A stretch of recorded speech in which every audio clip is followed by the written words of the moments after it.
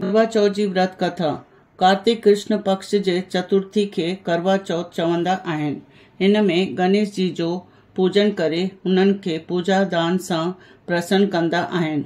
हिन जो विधान चैत्र जी चतुर्थी ते लिखियो वियो आहे, पर विशेषता इहा आहे कि हिन में कणक जो करवो भरे पूजा की वेंदी आहे ऐं शादी की हुई छोकिरियों जे वटि खंड जो करवो पठियो वेंदो आहे, अथवा हिन में निम्नलिखित कहानी ॿुधी करे चंड खे अर्घ ॾेई करे व्रत खोलबो आहे। कथा।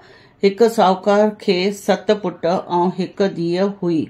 सेठानी ऐं हुनजी 7 नुंहर ऐं धीअ करवा चौथ जो व्रत रखियो हुयो।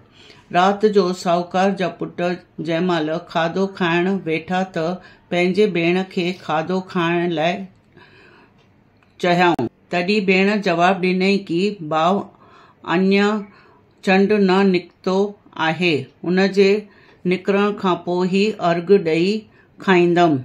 भेण जी ॻाल्हि ॿुधी करे भाउरनि कहिड़ो कमु कयऊं कि नगर खां ॿाहिरि वञी करे आग जलायऊं ऐं छलनी खणी करे उन मां प्रकाश ॾेखारे पंहिंजी भेण खे चहायऊं, भेण, चंड निकितो आहे, अर्घ ॾेई करे खाधो खाई छॾ। इहो ॿुधी हुन पंहिंजी भाभियुनि खे चयईं कि अचो तव्हां बि अर्घ ॾियो, पर हुननि खे हे कांड ख़बर हुयनि ऐं चयाऊं कि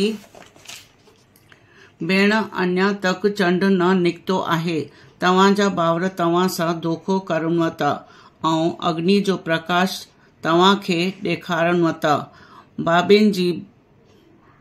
भाभियुनि जी ॻाल्हि ॿुधी करे बि भेण कुझु ध्यानु न ॾिनई ऐं भाउरनि जो प्रकाश ॾेखारियो उन खे अर्घ ॾेई करे खाधो खाई छॾियईं। हिन तरीक़े सां व्रत खे भंग करण सां गणेश जी उन जे मथां नाराज़ थी विया। उन खां पोइ हुन जो मुड़ुसु ॾाढो बीमार थी पियो ऐं जेको घर में हुयो उन जी बीमारी में ख़र्च थी वियो।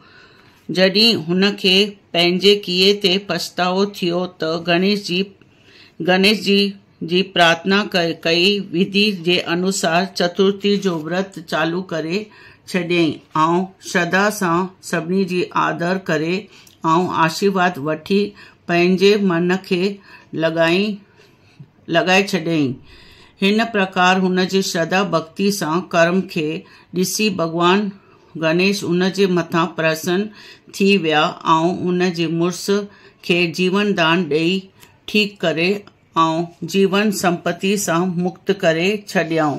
हिन प्रकार जो कोई छल कपट खे त्याग करे श्रद्धा भक्ति सां चतुर्थी जो व्रत कंदा आहिनि, हुननि खे सब प्रकार सां सुखी रहंदा ऐं कलेशनि खां मुक्त थी वेंदा आहिनि।